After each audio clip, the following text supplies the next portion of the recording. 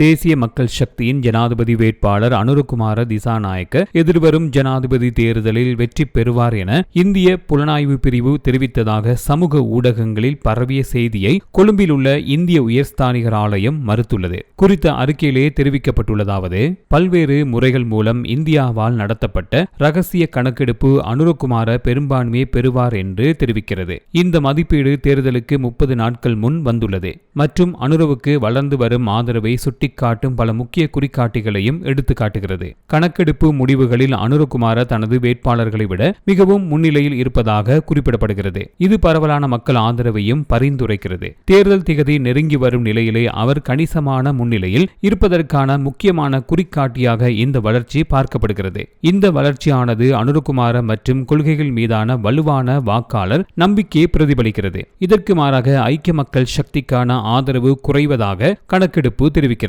ஐக்கிய மக்கள் சக்தியின் பல உறுப்பினர்கள் மீண்டும் ஐக்கிய தேசிய கட்சியுடன் இணைய உள்ளதாக ஒரு குறிப்பிடத்தக்க மாற்றம் காணப்பட்டது. இந்த போக்கு ஐக்கிய மக்கள் சக்தியின் எண்ணிக்கையை பலவீனப்படுத்தியுள்ளது மற்றும் தேர்தலில் திறன்பட போட்டியிடும் திறன் மீது சந்தேகத்தை ஏற்படுத்தியுள்ளது என்றுள்ளது. இது தொடர்பாக இந்திய உயர்ஸ்தானிகர் ஆலயம் கருத்தின்படி, இந்திய உயர் ஸ்தானிகர் ஆலயத்துக்கு காரணமான செய்திகள் சமூக ஊடகங்களில் பரவுவதை நாங்கள் பார்த்துள்ளோம். அத்தகைய அறிக்கைகள் ஆதாரமற்றவை என கூறப்பட்டுள்ளது.